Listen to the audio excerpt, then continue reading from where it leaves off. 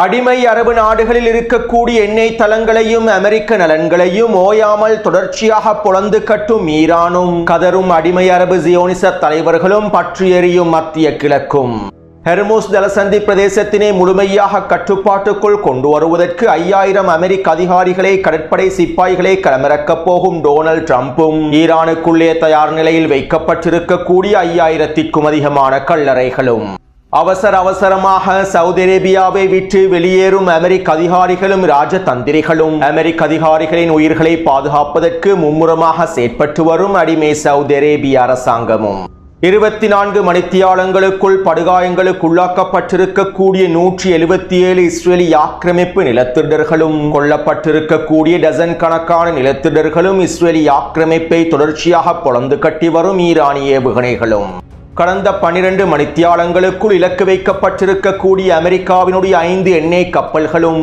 ஈரானின் காத்தமல் அன்பியா தலைமையகத்தின் அதிரடியான அறிவிப்பும் அடிமை அரபு ஜியோனிச தலைவர்களுக்கு ஞாபகம் வந்திருக்கக்கூடிய சகோதரத்துவமும் ஈரானுக்கு எதிராக ஒன்றிணைந்து போரை ஆரம்பிப்பதற்கு முயற்சிகளை மேற்கொண்டு வரக்கூடிய அடிமை அரபுகளும் துரோகிகளும்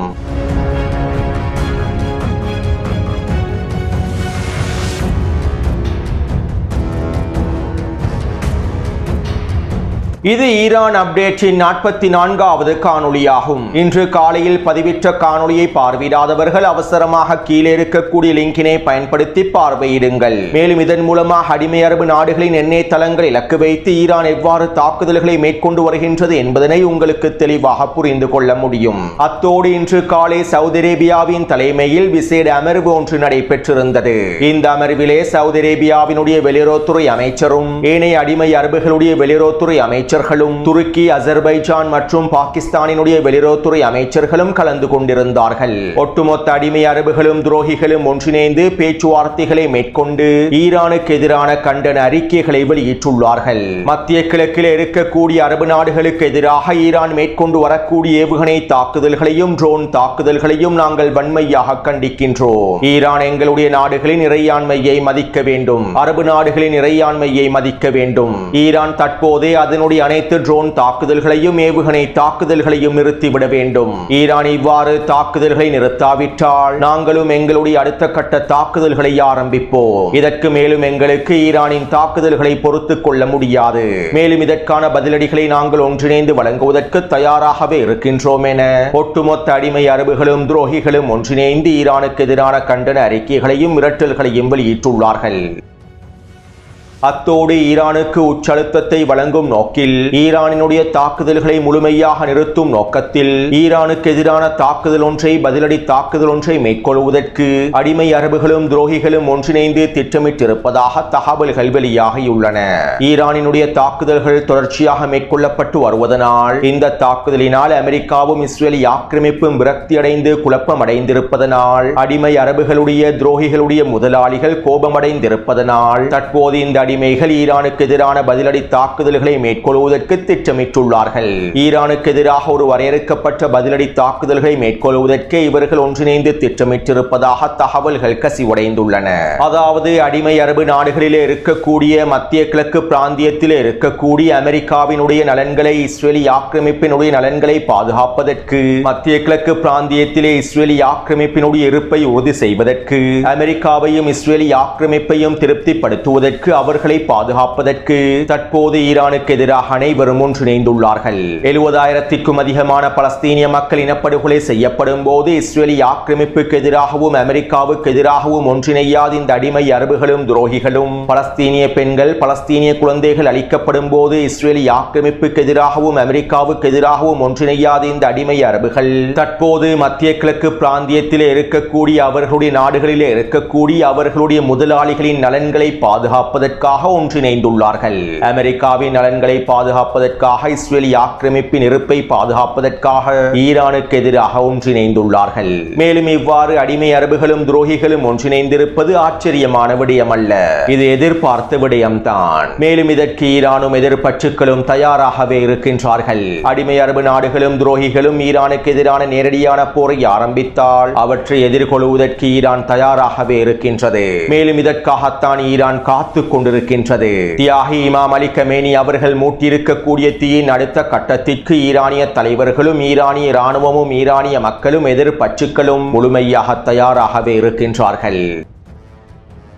அல்-அக்ஸா வெள்ளப்போர் ஆரம்பிக்கப்படுவதற்கு முன்பு காசாவில் களத்திலிருந்து யஹ்யா சின்வர் அவர்கள் இவ்வாறு தெரிவித்தார். ஆக்கிரமிப்பாளர்களுக்கும் அவர்களுடைய நண்பர்களுக்கும் நாங்கள் ஒரு விடயத்தினை கூறிக்கொள்கின்றோம். குதிஸில் கை வைப்பதையும் பலஸ்தீனிய மக்களுடைய உரிமையில் பலஸ்தீனிய மக்களுடைய நிலங்களில் கை வைப்பதனையும் உடனடியாக நிறுத்திக் கொள்ளுங்கள். உங்களுடைய தொடர்ச்சியான அத்துமீறல்களை நிறுத்திக் கொள்ளுங்கள். அரபு நாடுகளை இஸ்ரேலிய ஆக்கிரமிப்போடு ஒன்றிணைந்து செயற்படாதீர்கள். அவர்களோடு கை கோர்க்காதீர்கள்.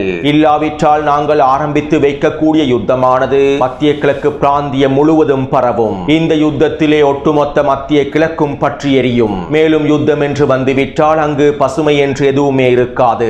அனைத்தும் கருகி சாம்பலாகிவிடும். மேலும் நான் என்னுடைய கனவில் இந்த போரை கண்டேன். முழு மத்திய கிழக்கு பிராந்தியமும் பற்றி எறிவதை நான் கனவில் கண்டேன் என அல்-அக்ஸா வெள்ளப்போர் ஆரம்பிக்கப்படுவதற்கு முன்பே யஹ்யா சின்வர் அவர்கள் இந்த கருத்துக்களை வெளியிட்டிருந்தார். எனவே காசாவிலே ஆரம்பிக்கப்பட்ட அல்-அக்ஸா வெள்ளப்போரை தற்போது ஈரானும் பற்றுக்களும் அடுத்த கட்டத்தை நோக்கி நகர்த்தி வருகின்றார்கள். அல்-அக்ஸா வெள்ளப்போரினுடைய ஆரம்ப கட்டத்தினை யஹ்யா சின்வர் அவர்கள் வடிவமைத்தார். மேலும் இந்த போரினுடைய அடுத்த கட்டத்தியை இமாம் அலி கமேனி அவர்கள் வடிவமைத்துள்ளார். இதற்கமைவாகவே இந்த போரானது மிகப்பெரிய மத்திய கிழக்கு பிராந்திய போராக மாறி வருகின்றது. மேலும் இது ஆரம்பம் மாத்திரம்தான். ஒரு மிகப்பெரிய மத்திய கிழக்கு போரின் ஆரம்பத்தில் தான் நாங்கள் இருக்கின்றோம்.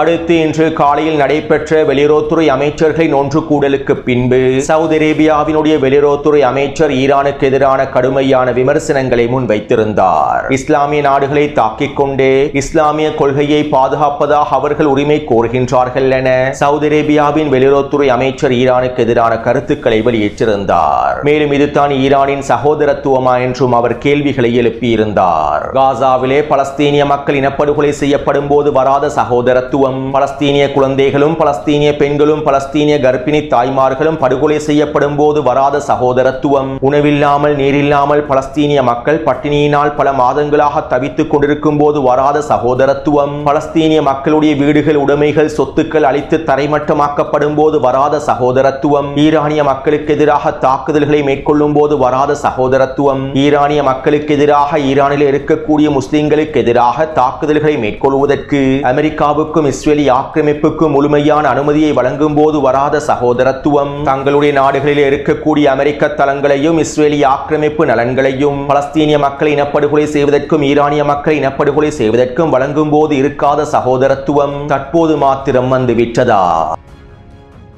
உண்மையிலேயே சகோதரத்துவத்தை பற்றி பேசுவதற்கு இந்த ஜியோனிஸ் அரபு அடிமை தலைவர்களுக்கு எந்த தகுதியும் இல்லை.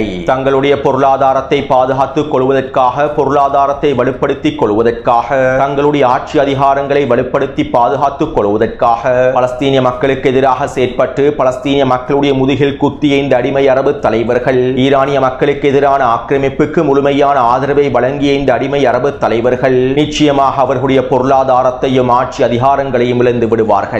எந்த பொருளாதாரத்தை பாதுகாப்பதற்கு, ஆட்சி அதிகாரங்களை பாதுகாப்பதற்கு இந்த துரோகங்களை அவர்கள் இழைத்தார்களோ அந்த துரோகத்திற்கு பதிலடியாகவே இறைவன் அவர்களுடைய பொருளாதாரத்தையும் ஆட்சி அதிகாரங்களையும் நசுக்குவான். மேலும் இது ஆரம்பம் மாத்திரமே. பலஸ்தீனிய மக்களுக்கும் எதிர்ப்பற்றுக்களுக்கும் ஈரானுக்கும் செய்த துரோகத்திற்காக இவர்கள் அனுபவிக்க வேண்டியது இன்னும் நிறையவே இருக்கின்றன. இந்த அடிமை அரபு தலைவர்கள், ஜியோனிச தலைவர்கள் அனுபவிக்க வேண்டியது இன்னும் நிறையவே இருக்கின்றன. நிச்சயமாக இறைவன் இவர்களுக்கு முழுமையான தண்டனையை வழங்குவான். பலஸ்தீனிய மக்களுடைய, ஒடுக்கப்பட்ட மக்களுடைய, ஈரானிய மக்களுடைய பிரார்த்தனைகள் ஒரு பொழுதும் வீண் போகாது. அவர்களுடைய சாபம் இந்த அடிமை அரபு தலைவர்களை ஒரு பொழுதும் சும்மா விடாது.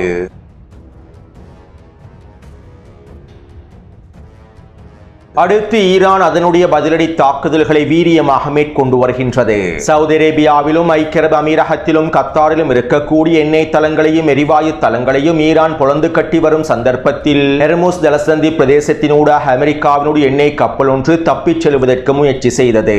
மேலும் இந்த சந்தர்ப்பத்திலே ஈரானிய வேக படகுகள் அதிரடியாக களமிறங்கி குறித்த எண்ணெய் கப்பலுக்கு எதிராக RPG ஏவுகணை தாக்குதல்களை மேற்கொண்டிருந்தார்கள். இந்த தாக்குதலினால் குறித்த எண்ணெய் கப்பலானது முழுமையாக தீப்பற்றியுள்ளது. தெரிவித்துள்ளது. மேலும் தற்போது குறித்த அமெரிக்க எண்ணெய் கப்பலானது மூழ்கிக் கொண்டிருக்கின்றது. மேலும் இந்த தாக்குதலை தொடர்ந்து ஐக்கிய அரபு அமீரகத்தினுடைய கௌர்ஃபகான் கடல் எல்லை பிரதேசத்திலே நிலை கொண்டிருக்கக்கூடிய அமெரிக்காவின் இன்னும் ஒரு எண்ணெய் கப்பலை இலக்கு வைத்தும் ஈரானிய கடற்படையினர் அதிரடியான தாக்குதல்களை மேற்கொண்டிருந்தார்கள். இந்த தாக்குதலிலும் குறித்த எண்ணெய் கப்பலானது தீப்பற்றி தற்போது மூழ்கிக் கொண்டிருக்கின்றது.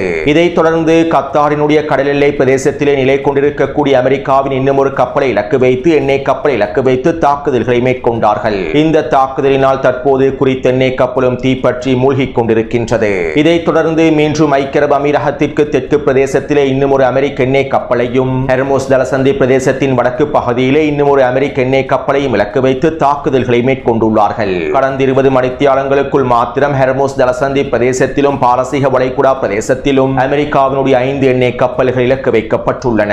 இந்த எண்ணெய் கப்பல்கள் தற்போது தீப்பற்றி மூழ்கிக் கொண்டிருக்கின்றன.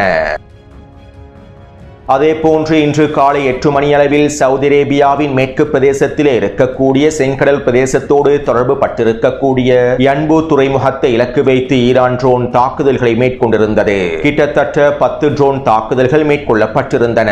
இதிலே 4 ட்ரோன்களை மாத்திரமே சவுதி அரேபியா சுட்டு வீழ்த்தியது. ஏனைய ட்ரோன்கள் யன்பு துறைமுகத்திலே இருக்கக்கூடிய எண்ணெய் சுத்திகரிப்பு நிலையத்தில் வீழ்ந்திருந்தன. இதனால் குறித்த எண்ணெய் சுத்திகரிப்பு நிலையத்தில் மிகப்பெரிய தீப்பரவல் ஏற்பட்டது.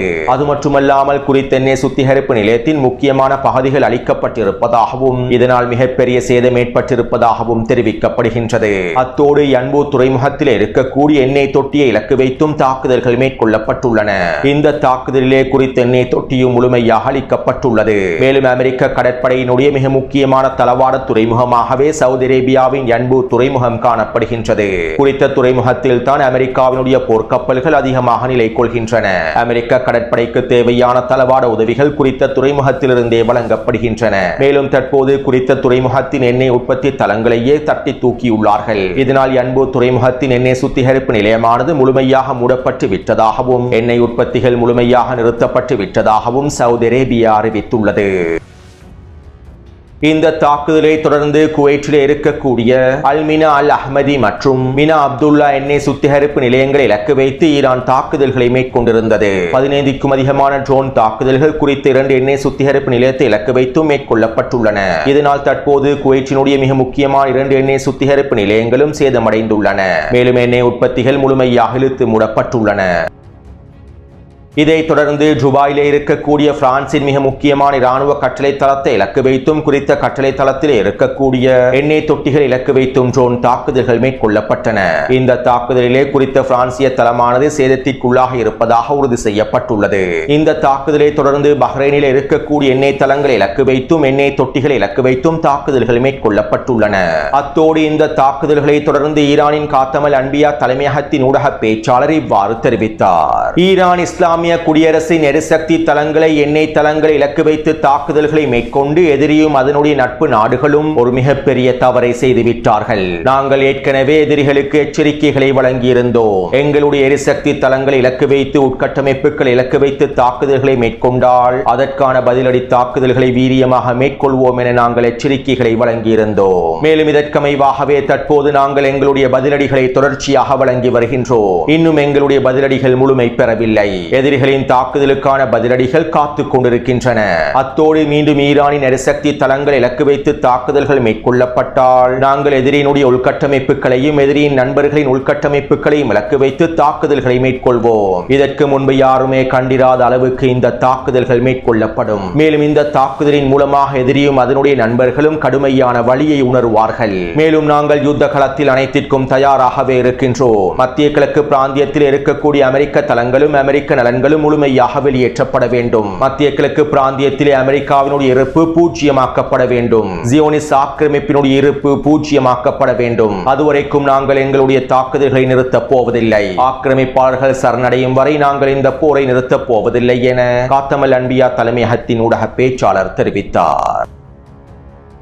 அத்தோடு மத்திய கிழக்கு பிராந்தியத்தில் இருக்கக்கூடிய அமெரிக்க நலன்களுக்கு எதிராக உச்ச தாக்குதல்களை மேற்கொள்ளும் சந்தர்ப்பத்தில் ஈரான் இஸ்ரேலிய ஆக்கிரமிப்புக்கு எதிராகவும் உச்ச தாக்குதல்களை மேற்கொண்டிருந்தது. கடந்த 12 மணித்தியாலங்களுக்குள் இஸ்ரேலிய ஆக்கிரமிப்பின் டெல் அவீவ் பென் குரியன் பிரதேசத்தை இலக்கு வைத்தும், ஹைஃபா பிரதேசத்தை இலக்கு வைத்தும், ஹைஃபா எண்ணெய் சுத்திகரிப்பு நிலையங்களை இலக்கு வைத்தும், இஸ்ரேலிய ஆக்கிரமிப்பின் மத்திய பிரதேசத்தை இலக்கு வைத்தும் ஈரான் 30க்கும் அதிகமான ஏவுகணை தாக்குதல்களை மேற்கொண்டிருந்தது. மேலும் இன்று அதிகாலையில் மேற்கொள்ளப்பட்ட தாக்குதல்களில் 4 கட்டிடங்கள் குறிவைக்கப்பட்டிருந்தன. குஷ்டான் பிரதேசத்திலே இருக்கக்கூடிய மிக முக்கியமான பாதுகாப்பு அமைச்சகத்திற்கு சொந்தமான கட்டிடம் ஒன்றும் தரைமட்டமாக்கப்பட்டுள்ளது. டெல் அவீவ் பிரதேசத்திலே இஸ்ரேலிய ஆக்கிரமிப்பு உளவுத்துறையோடு சம்பந்தப்பட்டிருக்கக்கூடிய கட்டிடம் ஒன்றும் தரைமட்டமாக்கப்பட்டுள்ளது. அத்தோடு கடந்த 24 மணித்தியாலங்களுக்குள் ஈரான் மேற்கொண்டு வரக்கூடிய தாக்குதலினால் 177 இஸ்ரேலியர்கள் படுகாயமடைந்திருப்பதாக இஸ்ரேலிய ஆக்கிரமிப்பின் வைத்தியசாலை வட்டாரங்கள் தெரிவிக்கின்றன. இஸ்ரேலிய ஆக்கிரமிப்பு ராணுவத்தினுடைய கணிப்பின்படி 5 இஸ்ரேலியர்களே படுகாயமடைந்துள்ளார்கள். ஆனால் இஸ்ரேலிய ஆக்கிரமிப்பின் வைத்தியசாலைகள் கடந்த 24 மணித்தியாலங்களுக்குள் 177 பேர் படுகாயமடைந்திருப்பதாக உறுதி செய்துள்ளது. மேலும் 30க்கும் அதிகமானோர் கொல்லப்பட்டிருப்பதாகவும் தெரிவிக்கப்படுகின்றது. ஆனால் உண்மையில் இழப்புகள் இதை விட அதிகமாகவே இருக்கும். ஈரானிய ஏவுகணை தாக்குதல்களில் பல கட்டிடங்கள் சிதைக்கப்பட்டு தரைமட்டமாக்கப்படுகின்றன.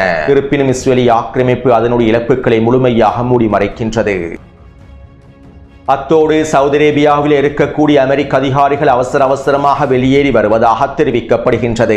ஈரான் தொடர்ச்சியான ஏவுகணை தாக்குதல்களையும் ட்ரோன் தாக்குதல்களையும் மேற்கொண்டு வருவதனால் அடுத்த கட்டமாக சவுதி அரேபியாவில் இருக்கக்கூடிய ராஜதந்திரிகளையும் தூதர்களையும் அதிகாரிகளையும் இலக்கு வைத்து தாக்குதல்களை மேற்கொள்ளலாம். இதனால் இந்த தாக்குதல்கள் மேற்கொள்ளப்படுவதற்கு முன்பு சவுதி அரேபியாவை விட்டு நீங்கள் அவசரமாக வெளியேறிவிடுங்கள், உங்களுடைய பாதுகாப்பு எங்களுக்கு முக்கியமானதாகும். இதனால் அவசரமாக அமெரிக்கர்கள் கிடைக்கக்கூடிய விமானத்தை பயன்படுத்தி சவுதி அரேபியாவை விட்டு வெளியேறி விடுங்கள் என சவுதி அரேபியாவினுடைய வெளியுறவுத்துறை அமைச்சகம் அறிக்கைகளை வெளியிட்டிருந்தது. அதாவது தங்களுடைய முதலாளிகளை பாதுகாப்பதற்காக அடிமை அரபுகள் அவர்களுடைய உயிரை பணயம் வைத்து எல்லா விதமான முயற்சிகளையும் மேற்கொண்டு வருகின்றார்கள். அடுத்து விரக்தி அடைந்து மன அழுத்தத்தினால் பாதிக்கப்பட்டிருக்கக்கூடிய டொனால்ட் ட்ரம்ப் ஹெர்முஸ் ஜலசந்தி பிரதேசத்தினை கட்டுப்படுத்துவதற்கு 5000 அதிகாரிகளையும் சிப்பாய்களையும் களமிறக்கப் போவதாக தெரிவித்துள்ளார். மேலும் இதற்கான வேலை திட்டங்கள் மும்முரமாக நடைபெற்று வருவதாகவும் தெரிவிக்கப்படுகின்றது. அத்தோடு இந்த போர் ஆரம்பிக்கப்படுவதற்கு முன்பே ஈரானியர்கள் 5000க்கும் அதிகமான கல்லறைகளை உருவாக்கி இருந்தார்கள். அமெரிக்கர்களை எங்களுடைய கல்லறைகளில் புதைக்க முடியாது என்பதனால் அவர்களுக்கு நாங்கள் தனியான கல்லறைகளை உருவாக்கியுள்ளோம் என ஈரானியர்கள் அறிவித்தார்கள். எனவே தற்போது இந்த கல்லறைகளை நிரப்புவதற்கே டொனால்ட் ட்ரம்ப் 5000க்கும் அதிகமான அமெரிக்க அதிகாரிகளையும் சிப்பாய்களையும் ஹெர்முஸ் ஜலசந்தி பிரதேசத்திலே களமிறக்கப் போகின்றார். எனவே இந்த காணொளி தொடர்பான கருத்துக்களை பதிவிடுங்கள். தொடர்ந்தும் என்னுடன் இணைந்திருங்கள். நன்றி.